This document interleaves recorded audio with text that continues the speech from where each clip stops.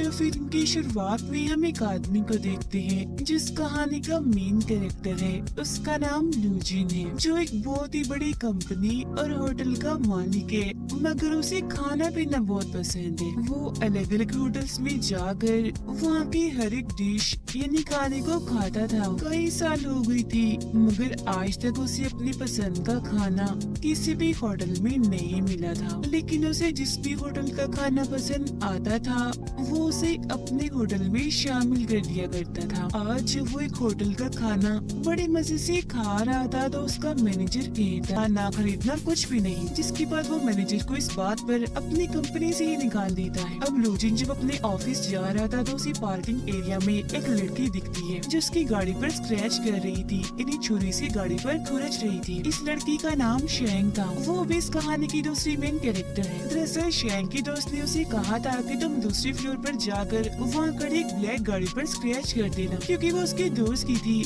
जिससे वो बदला लेना चाहती थी। उसने उसे धोखा दिया था। लेकिन अब जब शेंग को लूजिन से पता चलता है कि वो दूसरी नहीं बल्कि तीसरे फ्लोर पर है और ये गाड़ी वो नहीं है जिस पर वो स्क्रैच करने आई है बल्कि ये लूजिन की है, तो उसे बहुत बुरा लगता है। इसीलिए वो उससे माफी मांगती है और कहती है जरा रुकिए एक मिनट, मैं इसे ठीक कर सकती हूँ। अब वो स्क्रैचेस को तो ठीक नहीं करती बल्कि और स्क्रैच करके वहाँ एक दिल बना देती है ताकि उसका मूड अच्छा हो जाए। मगर ये देखकर तो लूजिन को और गुस्सा आ जाता है, इसीलिए वो यहाँ से चला जाता है। शेंग अपने दोस्त और अपने डॉग के साथ किराए के घर पर रहती है। वो एक काफी बड़े होटल में शेफ थी, मतलब कि वहाँ खाने बनाया करती थी, मगर उसकी डिशेस उसके खाने किसी को भी पसंद नहीं थी, क्योंकि वो हमेशा पुराने और आम खाने ही बनाया करती थी। शेंग अपने होटल की मैनेजर को पसंद करती थी। मैनेजर भी उसे ऐसा दिखावा करता है जिसे वो भी उससे प्यार करता है। और आज जब शेंग उसे कहती है कि हमें अपनी बात को आगे ले चलना चाहिए, इन्हें शादी कर लेनी चाहिए, तो मैनेजर इसके लिए साफ साफ मना कर देता है और कहता है कि मुझे तुम जैसी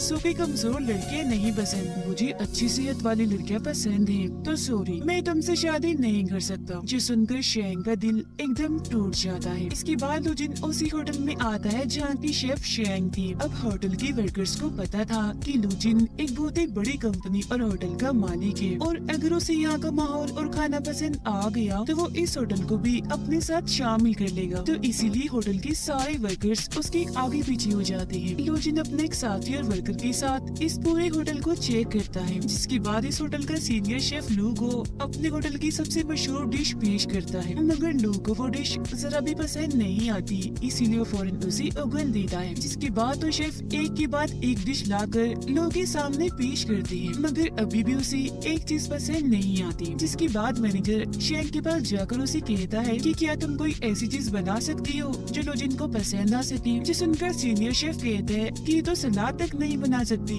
डिश क्या खाक बनाएगी। जिसके बाद तो शेंग वहाँ बड़े खाने की हर एक चीज को सूंघने लगती है और एक नई डिश तैयार करने में लग जाती है। काफी सोच समझकर आखिरकार वो एक डिश बना ही देती है, मगर वो ये नहीं जानती थी कि जिसके लिए वो ये बना रही है वो और कोई नहीं बल्कि वो इंसान है जिसकी गाड़ी पर इसने स्क्रैचेस किए थे। और अब जैसे लो उस डिश को खाता है तो एकदम वो दंग रह जाता है। उसकी होश जैसे उड़ गई थी, क्योंकि उसे ये डिश बेहद ही पसंद आती है। और क्योंकि वो खुद भी काफी अच्छा शेफ था, इसीलिए खाने में उसे हर वो चीज महसूस हो जाती है जो शेंग ने उसमें डाली थी। वो बड़े मजे से उस डिश को खाकर खत्म ही कर देता है। उसे खाना इतना अच्छा लगा था कि वो उंगलियां ही चाटता रह जाता है। अब होटल की सारी वर्कर्स, यहाँ तक कि मैनेजर और सीनियर शेफ भी शेंग के डिश की तारीफ करती है और उसकी हौसला अफजाई करते हुए खूब तालियां बजाते हैं। अब लूजिन अपने साथी को कहता है कि मेरी सारी की सारी मीटिंग्स को कैंसिल कर दो, मुझे खाने के लिए अब किसी से नहीं मिलना, मैं अब यही रहूंगा और यही का खाना खाऊंगा। अब शेंग को दिखाया जाता है जो काफी दुखी नजर आ रही थी, क्योंकि आज मैनेजर से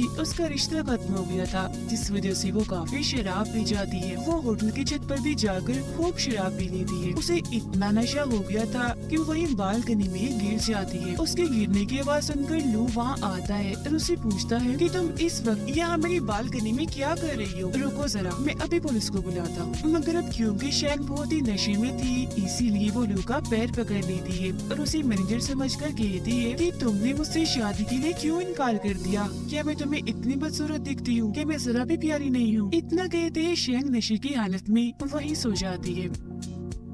तो उसे सबक सिखाने के लिए एक सूटकेस में बंद कर देता है और अपने साथ ले जाकर लिफ्ट में उसे छोड़ देता है। अब जब होटल की वर्कर्स ये देखती है कि शेंग सूटकेस में बंद है तो वो काफी घबराते हुए चिल्लाने लगती है और ये समझने लगती है कि लो ने शेंग के साथ बदतमीजी की है, इसीलिए वो पुलिस को बुला देती है। तब पुलिस आकर लो को पकड़ लेती है और उसे जेल में बंद कर दिया जाता है, जिसके बाद लो का साथी और शेंग के दोस्त वहाँ आकर लो की जमानत करवा देते हैं। इनके साथ यहाँ लो भी थी। शेंग की दोस्त लो को कहती है कि शेंग ने आपके साथ जो सलूक भी किया उसके लिए मैं आपसे माफी मांगती हूँ। फिर जब भी दोनों यहाँ से जाने लगती है तो शेंग लो से कहती है कि आप हट जाएगी वहाँ से, आप एक गंदी जगह पर खड़े हैं, वहाँ कोई गंदी चीज पड़ी है। तभी यहाँ लो का साथी गाड़ी लेकर आता है तो लो अपने जूतों को वही फेंक कर गाड़ी में बैठ जाते हैं और फौरन यहाँ से चले जाते हैं, जो देखकर दोनों लड़कियाँ हंसने लगती है। अब अगले दिन शेंग होटल की एक पेड़ से एक बच्चे की छतरी उतारने जाती है, जो किसी शरारती बच्चे ने मधुमक्खियों के छत्ते में फंसा दी थी। ऐसा करने से मधुमक्खियाँ अपने छत्ते से उड़कर उन सब पर हमला कर देती है, जो देखकर सारे बच्चे और शेंग वहाँ से भाग जाते हैं। मगर वो सारी मक्खियाँ लो को काट लेती है, क्योंकि ठीक इसी वक्त पर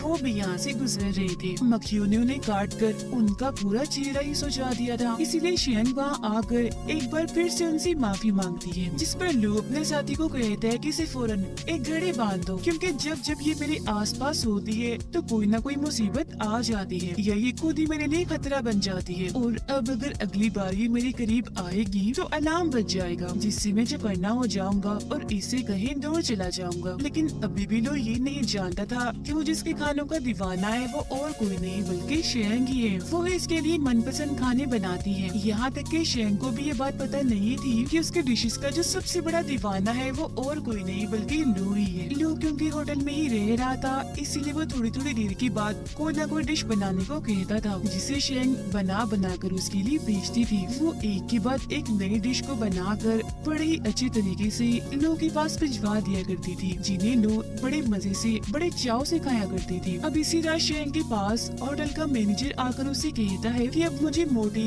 सेहतमंद लड़कियां पसंद नहीं है, बल्कि तुम जैसे स्मार्ट पसंद है, क्योंकि अब मैं भी जिम जाने लगा हूँ। इसीलिए तुम ऐसा करो, आज रात मेरे साथ मेरे घर चलो, जिसके बाद हम शादी कर लेंगे। उसकी बातें सुनकर शेंग को काफी गुस्सा आ गया था, इसीलिए उसे काफी बुरा भला कहकर गालियाँ भी देती है और वहाँ से भगा देती है। खुद भी फिर वो वहाँ से चली जाती है। फिर रात में जब अपने दोस्त के साथ घर पर थी तो उसे कहती है कि आजकल मैं होटल में बहुत मसरूफ रहने लगी हूँ, मुझे बहुत काम करना पड़ रहा है, क्योंकि मैं अपने होटल के नए मालिक के लिए अलग अलग डिशेस बनाती हूँ ताकि वो खुश हो जाए और मुझे अपने होटल का सीनियर शेफ बना दे। अगले दिन जब कुछ रिपोर्टर्स लोग का इंटरव्यू लेने आते हैं तो शेंग को पता चल जाता है कि अब तक वो जिसको परेशान करती आई है वो बहुत ही बड़ी कंपनी का मालिक है और ये और कोई नहीं बल्कि वही है जिनके होटल को खरीदने वाला है, मतलब कि होटल का होने वाला मालिक, और यही मेरे खानों का दीवाना भी है। तो इसीलिए आज के खाने में वो लो के लिए दिल खोल कर मिर्च मसाला डालती है ताकि अब की बात वो उसके खाने को पसंद ना करे और ये उसे दूर चली जाए। मगर उसका ये प्लान काम नहीं करता, क्योंकि खाना खाते हुए लो की आंखों से पानी तो आता है तेज मिर्ची की वजह से, मगर उसे खाने का जायका बहुत अच्छा लग रहा था, इसीलिए वो रुकने का नाम ही नहीं ले रहा था, लगातार बस खाता ही जा रहा था। सबसे आखिर में शेंग लो के लिए अपनी तरफ से एक केक बनाकर बेचती है, जिसमें उसने हर वो चीज डाली थी जो लो को बेहद ही पसंद थी। तो जाहिर है ये केक भी उसे बहुत ही पसंद आता है। केक खाने के बाद तो वो इतना दीवाना हो जाता है कि उस शेफ से मिलने के लिए बेताब हो गया था जो अब तक उसके लिए खाना बनाती आ रही है। मगर शेंग जब उनके सामने जाने से मना कर देती है तो लोग खुद किचन में आ जाते हैं उससे मिलने के लिए, मगर अभी शेंग उनके सामने नहीं आती बल्कि वहाँ से भाग जाती है, क्योंकि उसे डर था कि अगर उसने मुझे देख लिया तो वो मुझे काम से निकाल देगा। थोड़ी देर के बाद जब लोग वॉशरूम में थी तो वहाँ एक चम्मच आकर गिरता है, जिसे कोई वॉशरूम के अंदर से ही नीचे से हाथ डालकर दोबारा उठा लेता है, जो देखकर लोगों को लगता है कि जरूर यहाँ कोई चोर है, इसीलिए वो वॉशरूम के दरवाजे को लॉक करके वहीं छुप जाते हैं। अब जब उस वॉशरूम से शेंग बाहर आती है तो चुपके चुपके वहाँ से भागने लगती है। तब लो उसे पकड़ लेती है और गुस्सा करते हुए कहती है कि तुम मेरा पीछे करते करते यहाँ भी आ गई, मगर मुझे पता क्यों नहीं चला। कहाँ है घड़ी तुम्हारी, उस पर अलार्म क्यों नहीं बजा। इस पर शेंग कहती है वो असल में इसकी बैटरी लो हो गई है। अब तभी यहाँ एक आदमी आकर जब दरवाजा खोलता है तो शेंग वहाँ से भाग जाती है, मगर जब लोग वॉशरूम में उसकी शेफ वाली शर्ट देखते हैं तो समझ जाते हैं कि यही वो शेफ है जो अब तक मेरे लिए खाने बना रही थी, जिसकी खानों का मैं दीवाना हूँ। इसीलिए अगले दिन जब शेंग काम पर आती है तो लोग खुद उससे मिलने चला जाता है और पूछता है कि अब तक तुमने मेरे साथ जो कुछ भी किया क्या वो सब इत्तेफाक था या जानबूझकर तुमने किया था। जिस पर शेंग मासूम सा चेहरा बनाकर कहती है कि नहीं, वो सब इत्तेफाक हो सकता है, मैंने जानबूझकर कुछ नहीं किया। जिसके बाद लोग उसे केक बनाने का कहकर वहाँ से चले जाते हैं और शेंग उसके लिए बना भी देती है। और जब वो बेटा केक की मजे ले रहा था तो उसके पास उसके डैड की कॉल आती है जो उसे कहती है कि तुम अभी तक वहाँ शंघाई में क्या कर रही हो, जल्दी से वहाँ का रेट फाइनल करो और किसी दूसरे होटल के लिए निकलो, वहाँ पर मत बैठ जाओ। अपने डैड की ये बात सुनकर लू काफी उदास हो जाता है क्योंकि उसे सिर्फ शेंग के हाथ का ही खाना खाने में बहुत मजा आ रहा था। अगले दिन जब वो कॉल करके शेंग को खाना बनाने के लिए कहता है तो उसे पता चलता है कि आज शेंग नहीं आई, वो तो छुट्टी पर है। इसीलिए वो खाने पीने का सारा सामान लेकर शेंग के घर पहुंच जाता है। वो जब बेल बजाता है तो शेंग ही बाहर आती है जो उसे घर के अंदर ले जाती है। अंदर आकर वो ये देखकर काफी हैरान रह जाता है कि शेंग ने अपने घर का हाल बहुत ही बुरा बनाया हुआ है क्योंकि घर का सारा सामान इधर उधर बिखरा पड़ा है। उसे वहाँ शेंग का डॉग भी दिखता है। वो फिर खुद ही सोफे पर रखे कपड़े हटाकर बैठ जाता है। वो टेबल पर बहुत सारी किताबें रख लेता है ताकि खाना वो बड़े आराम से खा सके। लू ने शेंग को लॉबस्टर इन्हीं समुद्री झींगा लाकर दिया था पकाने के लिए। जिसके बाद शेंग अपने पूरे दिल से डिश को तैयार करके लू को देती है और जैसे उसके साथ खाना खाने के लिए बैठती है तो लू कहता है ओ सॉरी, वो दरअसल खाना मैं अकेला खाता हूँ, मुझे किसी के साथ बैठकर खाना खाने की आदत नहीं है, तो तुम ऐसा करो कहीं और जाकर खा लो। जो सुनकर शेंग को अजीब तो लगता है मगर वो फिर भी अपना खाना लेकर किचन में चली जाती है और पूछती है कि क्या तुम अपने घर वालों और दोस्तों के साथ मिलकर भी खाना नहीं खाते। जो सुनकर लू बड़ा ही अजीब जवाब देता है कि जैसे तुम अकेली सोती हो, अकेले नहाती हो, तो उसी तरह बिल्कुल मैं अकेले खाना खाना पसंद करता हूँ। थोड़ी देर के बाद खाना खाकर जब शेंग बाहर आती है तो देखती है कि लू वही सोफे पर ही सो गया है। फिर अगले दिन जब लू की आँख खुलती है तो उसे भी एहसास होता है कि कल रात मेरी आँख लगी थी और मैं यही सोया रहा। वो फिर शेंग को ढूंढते हुए जब उसके कमरे में जाता है तो देखता है कि वो तो अभी तक सोई हुई है। अब हर रोज एक खाने पीने का सामान लेकर लोग शेंग के घर पहुंच जाया करते थे। उसे खाना बनाने का कहकर जब उन खानों को खाती थी तो फिर वही सो जाया करती थी। ऐसे ही कई दिन गुजर जाते हैं। शेंग हर रोज एक नई डिश लो के लिए बनाया करती थी। उधर लो के साथी और शेंग की दोस्त की भी दोस्ती हो जाती है। फिर एक दिन जब लो शेंग के घर पर थी तो वहाँ बहुत बारिश होने लगती है। शेंग के घर की छतें इतने कमजोर थी कि वहाँ से पानी टपकने लगता है, इसीलिए ये दोनों छतरी लेकर वहाँ बैठ जाती है। फिर अगले दिन हम देखते हैं कि लू ना तो शेंग के घर आई है और ना ही वो होटल में थी, इसीलिए शेंग अपने दोस्त के साथ लू के घर ही पहुँच जाती है। उन दोनों को देखकर लू का साथी उन्हें अंदर तो आने देता है मगर वो शेंग को लू से मिलने से मना कर रहा था, इसीलिए वो जबरदस्ती भागकर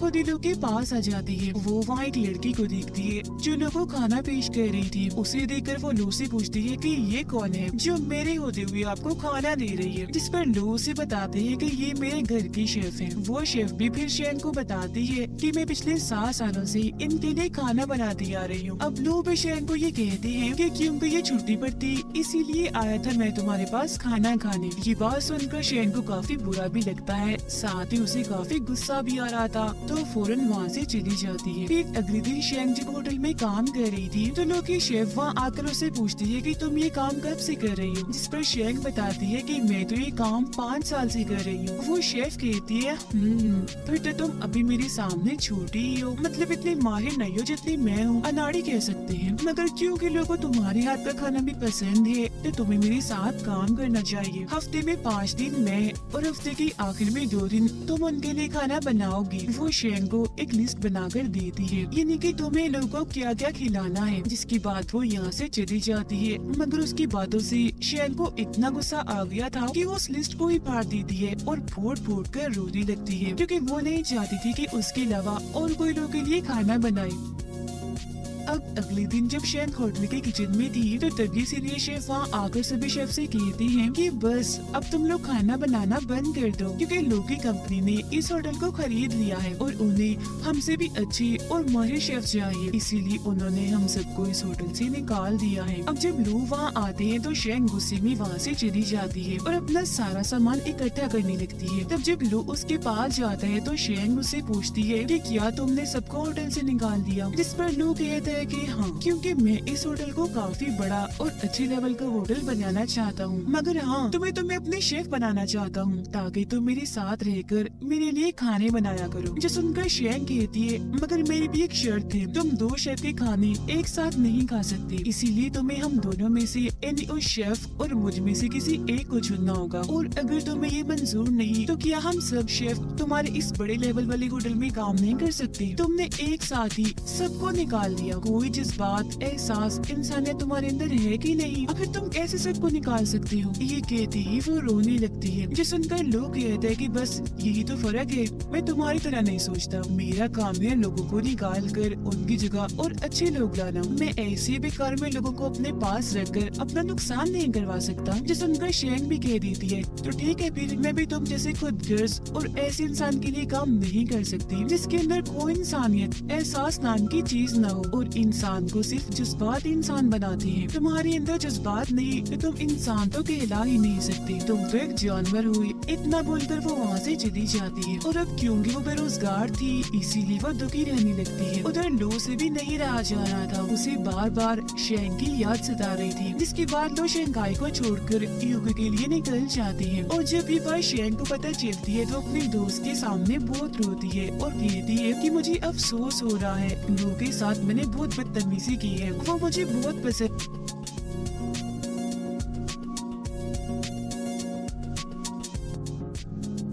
कमरे में बंद किया हुआ था। लो से कहते हैं दरवाजा खोलो, मुझे तुमसे बात करनी है, जिस पर शैंक कहती है नहीं मैं दरवाजा नहीं खोलूंगी, मुझे आपसे कोई बात नहीं करनी क्योंकि मैं आपसे नफरत करती हूँ। चली जाइए अब अपने उसी शेफ के पास, क्योंकि आज के बाद मैं आपके लिए कुछ बनाने वाली नहीं हूँ। जो सुनकर लोग कहते हैं तुम मेरे लिए सिर्फ एक शेफ ही नहीं बल्कि तुम बहुत ही खास हो, असल में तुम मुझे बहुत ही पसंद हो, इसलिए जल्दी करो दरवाजा खोल दो। जो सुनकर शैंक शर्माने और हंसने लगती है, कहती है नहीं पहले तुम मुझे ये बताओ कि क्या मैं दुनिया की सबसे खूबसूरत लड़की हूँ, अगर आप बताएंगी तभी दरवाजा खोलूंगी मैं। इस पर लो भी कह देते हैं कि हाँ हाँ तुम दुनिया की सबसे खूबसूरत लड़की हो। ये सुनकर शैंक को इतनी खुशी होती है कि वो झट से दरवाजा खोल देती है। अब लो उसे यहाँ से लेकर चले जाते हैं। वो उसे एक घर में लाए थे, जिसके बाद वो दोनों बालकनी में जाकर बैठ जाते हैं, क्योंकि ये लो की पसंदीदा जगह थी। दोनों यहाँ से डूबते हुए सूरज को देख रहे थे, क्योंकि ये नजारा देखना दोनों को ही काफी पसंद था। दोनों यहाँ बहुत खुश थे और अब यहाँ आकर वो अपने अपने प्यार का इजहार कर देते हैं, साथ ही एक दूसरे को लेकर जो उनके जज्बात हैं वो भी बता देते हैं। वो फैसला करते हैं कि क्योंकि हम प्यार करते हैं तो जल्द हम शादी कर लेंगे और हंसी खुशी एक साथ रहेंगे, जिसके बाद ये शानदार कहानी इधर ही खत्म हो जाती है।